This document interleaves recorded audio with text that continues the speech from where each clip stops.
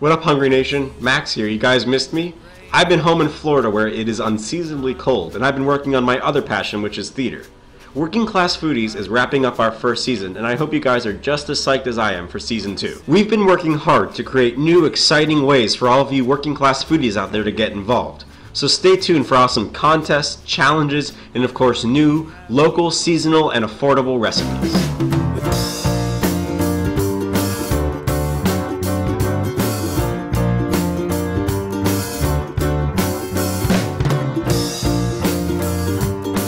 This week on Working Class Foodies.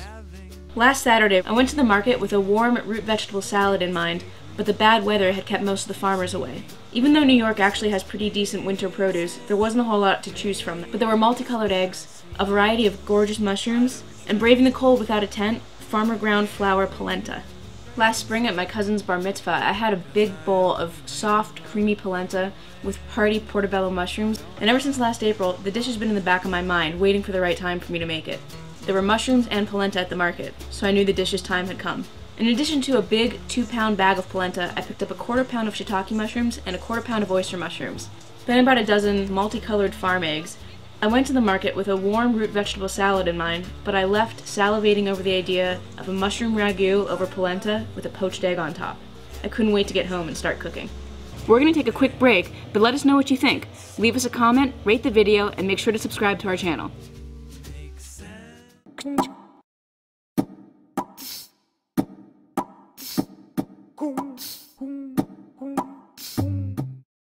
There's really not much you need to make a basic polenta. Water, ground corn, salt, pepper, and a little bit of Parmesan. Poaching eggs may seem difficult, but it's actually incredibly easy. You want to start with your eggs at room temperature, so take them out of the fridge about an hour before you're going to be poaching them. Eggs poach very quickly, so this is one of the last steps you should do. To make the polenta, combine 2 cups of water and 2 cups of homemade vegetable stock in a heavy pan.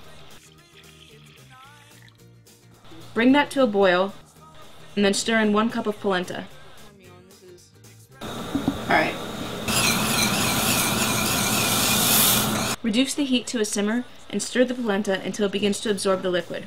At that point, you just let the polenta cook, stirring it frequently, making sure to scrape the sides and the bottom of the pan to keep any from sticking or burning. The polenta will start to bubble and pop like gruel. While the polenta was cooking, I started my mushrooms.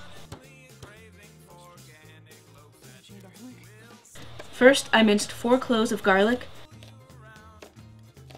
and 2 shallots, and set one of the shallots aside. I heated olive oil in a pan and melted butter into it. Then I sweated the garlic and half of the shallots.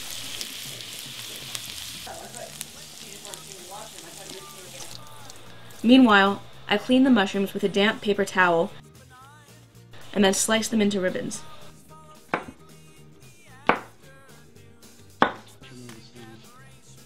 Yeah. Pausing every now and then to give my polenta a stir. I added my mushroom ribbons to the garlic and shallots and seasoned with salt, pepper, and fresh rosemary and fresh thyme.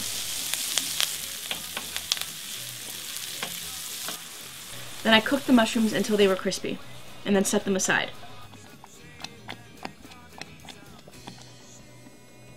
Once my polenta had thickened and the corn was soft and delicate to the tooth, I added in a tablespoon of butter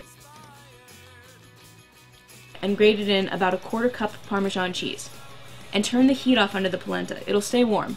If you like your polenta creamier and richer, you can always add more butter, a little bit of milk, and some ricotta or blue cheese. It's up to you.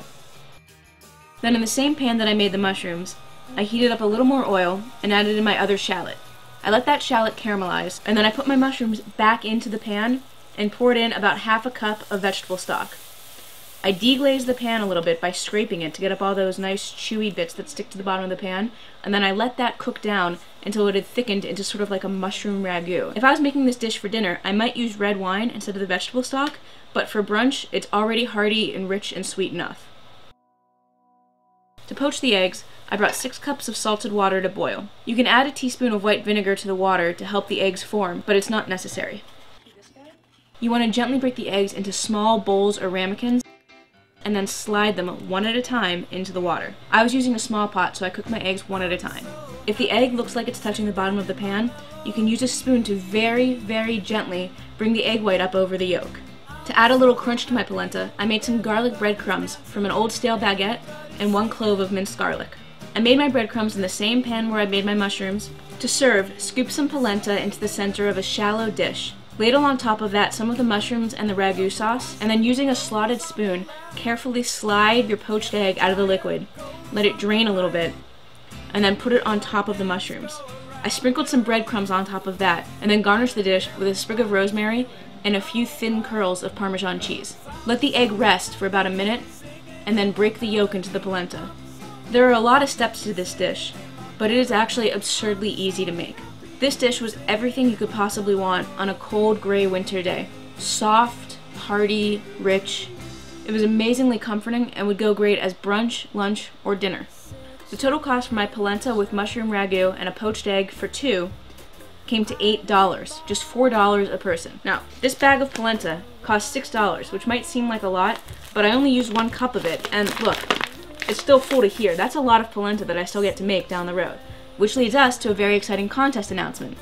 Our good friend Kathy Irway of Not Eating Out in New York is releasing her first book, The Art of Eating In: How I Learned to Stop Spending and Love the Stove. It's a fantastic collection of recipes, stories, and photos from Kathy's 2 years without restaurants. And Kathy's given us a copy to give away to one of you. Between now and March 7th, send in your best leftover recipes, be it a congee from leftover corn on the cob, Savory fall muffins from leftover roasted squash, or even a pesto with leftover green beans.